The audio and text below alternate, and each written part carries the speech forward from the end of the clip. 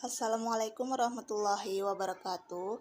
Perkenalkan, nama saya Anissa Fitria, Prodi PGMI, Unit 2 semester 6, mata kuliah pembelajaran IPA MISD, dosen pengampu Bu Nur Balkis. Tema 1, selamatkan makhluk hidup. Subtema 2, hewan sahabatku. Pembelajaran 3. Apakah kamu punya hewan piaraan? Bagaimana cara hewan-hewan untuk berkembang biak? Hewan-hewan berkembang biak dengan cara yang berbeda. Ada yang berkembang biak dengan cara bertelur. Ada pula yang berkembang biak dengan cara melahirkan. Masih adakah cara yang agar lebih jelas? Pahamilah uraian berikut. A. Perkembangbiakan generatif pada hewan.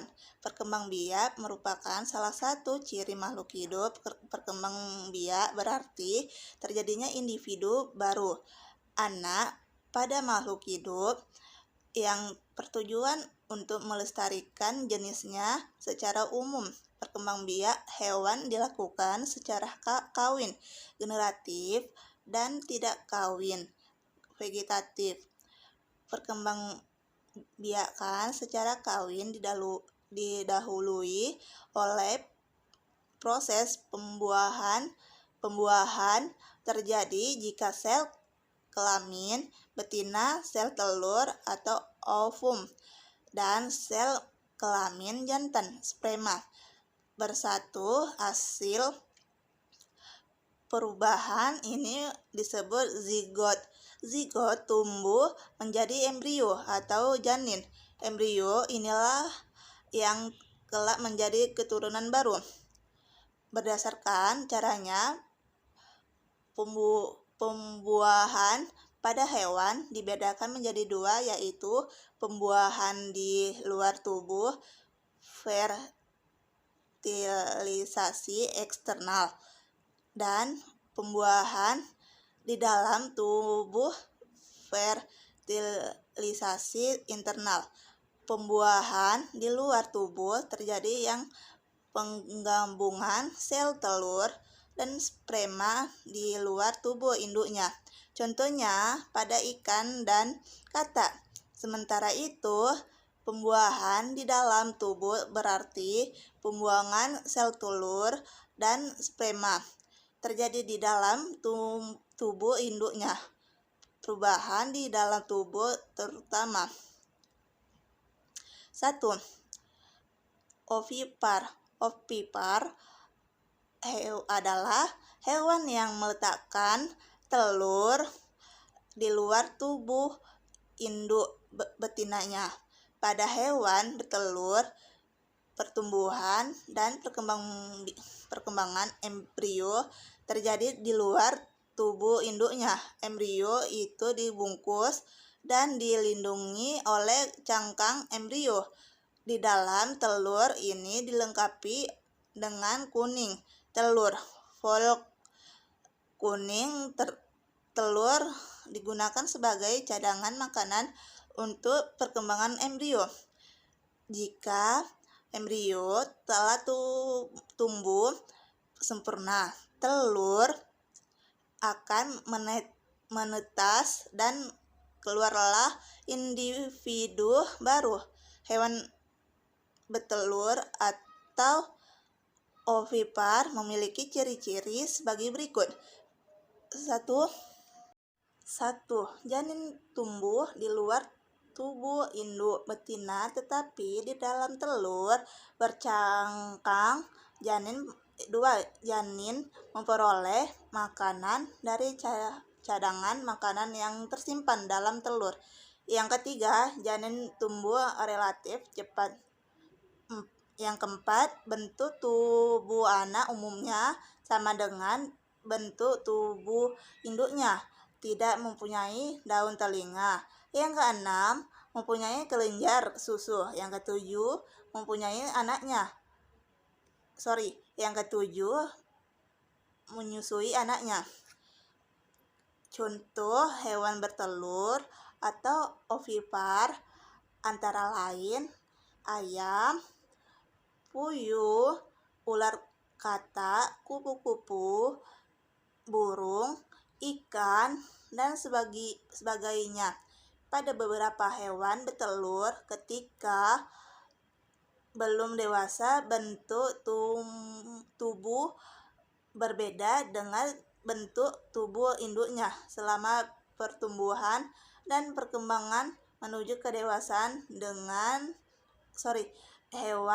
hewan tersebut mengalami beberapa kali perubahan bentuk yang dikenal dengan istilah metamorfosis. Hewan yang mengalami metamorfosis antara lain kupu-kupu, lipas, nyamuk belalang, jangkrik, katak. Yang kedua, vivipar. Vivipar adalah merupakan hewan yang melahirkan anaknya. Pada hewan yang melahirkan anaknya, sel telur dibuahi oleh sperma di dalam tubuh induknya. Pertumbuhan dan perkembangan embrio terjadi di dalam tubuh induknya. Embrio akan berbeda di dalam tubuh induknya sampai waktunya dilahirkan. Ciri-ciri hewan vivipar atau hewan yang melahirkan anaknya. Yang ke-1, janin tumbuh di dalam rahim induk betina masa kehamilan. Yang kedua, janin memperoleh makanan dari induknya dengan perantaran tali pusat atau plasenta. Yang ketiga, tumbuhan janin relatif lambat. Yang keempat, bentuk tubuh anak yang lahir sama dengan bentuk tubuh induk, mempunyai daun telinga. Induk betina menyusui anaknya.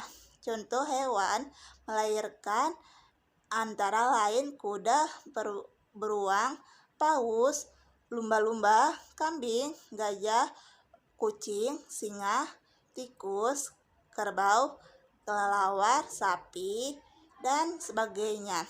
Yang ketiga, ovipar. Kadal sebenarnya merupakan hewan bertelur, tetapi telurnya menetas di dalam tubuh induknya betina, kemudian anaknya keluar dari tubuh induknya betina. Hewan yang demikian disebut hewan bertelur melahirkan atau ovipar pada hewan tersebut. Setelah terjadi pembuahan, telur terus berkembang di dalam tubuh induk makanan yang dibutuh embrio dan tidak berasal dari induk, akan tetapi makanan berasal dari cadangan makanan yang terdapat di dalam telur. Setelah tiba waktunya dilahirkan anaknya, akan keluar dari tubuh induknya. Contoh hewan ovipar antara lain kadal, paus, ikan pari, beberapa jenis ular, dan ikan hiu.